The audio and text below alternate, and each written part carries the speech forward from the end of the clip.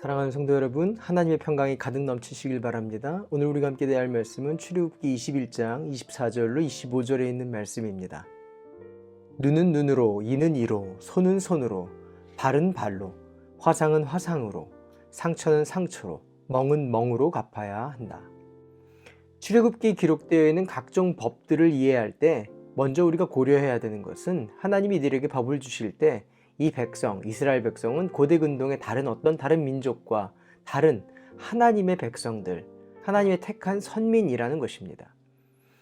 부정적인 의미에서의 선민 사상이 아니라 사람의 생명은 하나님의 형상이며 또 이 땅의 모든 소유를 청지기로서 감당하고 관리하도록 부름을 받았고 모든 인간관계 안에서 하나님의 사랑과 긍휼을 배경으로 하신 것이어서 모세의 율법 안에는 잔혹한 주변국들에 대한 법과 다른 하나님의 선하심과 공의가 담겨져 있다는 것입니다.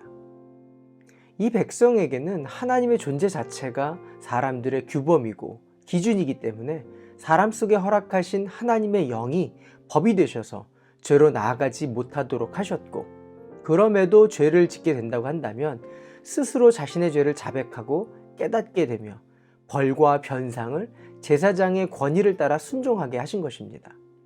그러나 이스라엘 백성이 선민 공동체라 할지라도 이 땅에 있는 한 결코 완전할 수 없고 끊임없이 욕심과 탐심으로 인해서 범죄함으로 공동체가 고통을 받을 수밖에 없었습니다.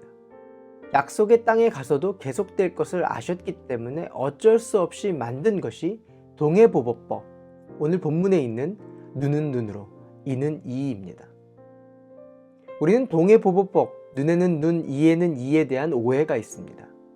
앞서 이야기했지만 모세의 법은 그 법 안에 하나님의 공의와 사랑이 담겨져 있기 때문에 무조건 눈을 다치게 했으면 무조건 상대방의 눈을 똑같이 다치게 해야 한다는 식의 보복의 허가로만 이해한다고 한다면 이 법을 오해하는 것입니다.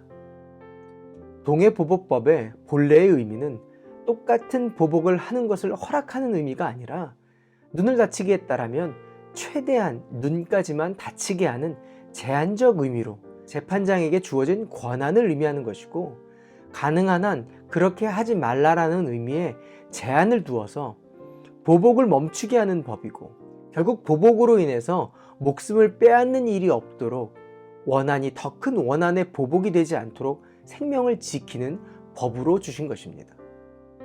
복수는 복수를 낳고 보복은 보복을 낳아서 멈추지 않는 저주의 고리가 생기게 됩니다. 신약에 와서 예수님은 이 동해보복법을 주신 하나님의 마음을 이렇게 다시 설명하십니다. 마태복음 5장 38절 이하에 있습니다. 눈은 눈으로, 이는 이로 갚아라 하고 말하는 것을 너희는 들었다. 그러나 나는 너희에게 말한다. 악한 사람에게 맞서지 말아라. 누가 내 오른뺨을 치거든 왼쪽 뺨마저 돌려대어라. 그리고 44절에 이렇게 말씀하십니다. 너희 원수를 사랑하고 너희를 박해하는 사람을 위하여 기도하여라. 그래야만 너희가 하늘에 계신 너희 아버지의 자녀가 될 것이다.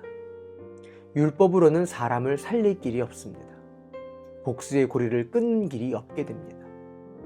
오직 복수의 고리를 끊는 길은 축복하는 것입니다. 이 땅의 복수를 끊고 은혜가 흐르는 사명에 쓰임받는 하나님의 사람 되시기를 바랍니다. 기도할까요? 좋으신 하나님, 우리에게 성령님을 보내주셔서 감사합니다. 육신의 법이 아니라 성령의 생명의 법에 순종하는 믿음을 허락하여 주시옵소서. 예수님의 이름으로 기도합니다. 아멘. 오늘도 성령님과 동행하시는 하루 되시길 바랍니다. 화이팅!